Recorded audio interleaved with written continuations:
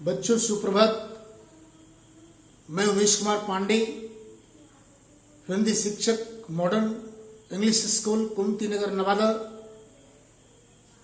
इस e learning कार्यक्रम में आपका स्वागत करता हूं।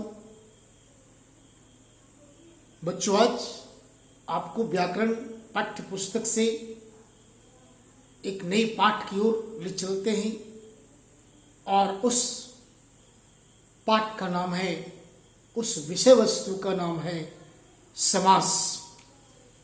आज आपको समास पढ़ना है, समास के बारे में जानना है। समास की व्याख्या करने हेतु मैं आपके समक्ष उपस्थित हूं। बच्चों, समास क्या होता है? तो समास शब्द में सम उपसर्ग है और अस धातु है।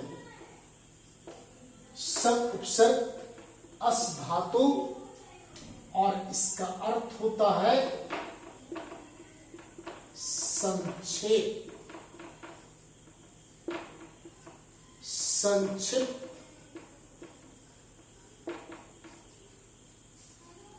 शब्द अस के योग से समास शब्द का निर्माण हुआ और इसका अर्थ संक्षिप्त करण अर्थात संक्षिप्त करना। अब इसकी परिभाषा क्या बनती कि दो या दो से अधिक पद जब अपने बीच की विभक्ति को छोड़कर आपस में मिल जाते हैं तो उसे समास कहते हैं। फिर से एक बार, जब दो या दो से अधिक पद अपने बीच की विभक्ति को छोड़कर आपस में मिल जाते हैं तो उसे समास कहते हैं। जैसे उदाहरण देखें आप, राजपुत्र, एक पद ये हो गया,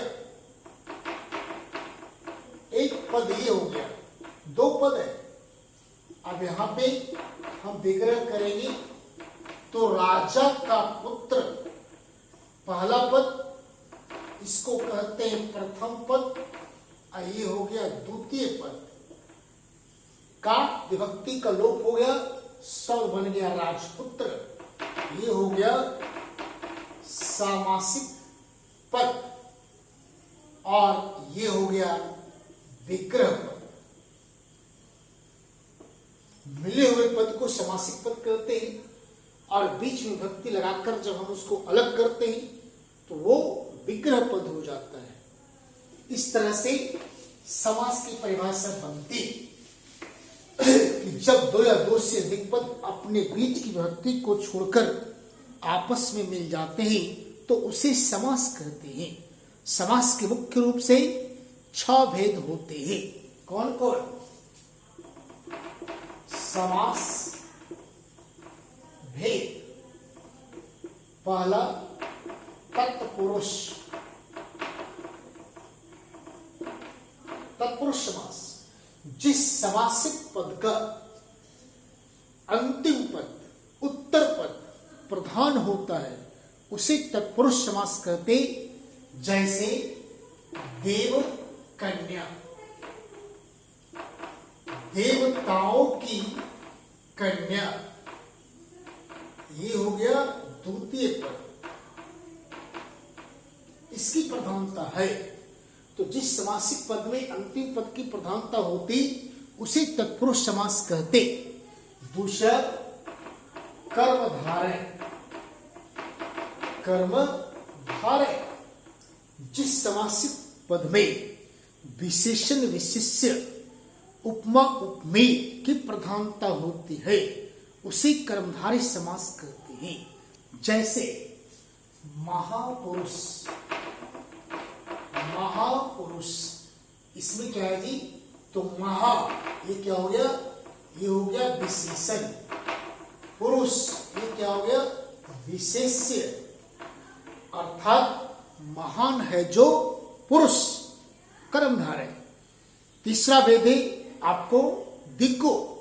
दिग्गो समास में जिस समासिक पद का प्रथम पद संख्यावाची होता है उसे हम दिक्गु समास कहते हैं। जैसे त्रिनेत्र, जैसे त्रिफला, जैसे त्रिभुज।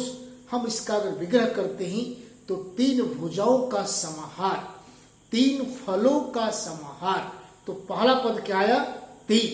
तो जिसमें पहला पद संख्यावाची हो और यह तीन संख्यावाची का बोध करा रहा है, इसलिए यह पद दिक्गु समास के अंतर्गत आएगा। तो जिसका पहला पद संख्यावाची होता है उसे दिक्गु समास कहते हैं।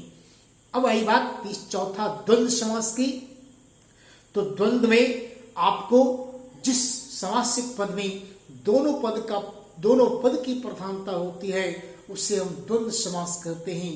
जैसे माता पिता, भाई बहन, राजा रानी, सुबह शाम, आकाश पाताल। और ये दोनों पद के बीच में एक योजक का चिन्ह दिया रहता, तो वो हम द्वंद्व समास करते।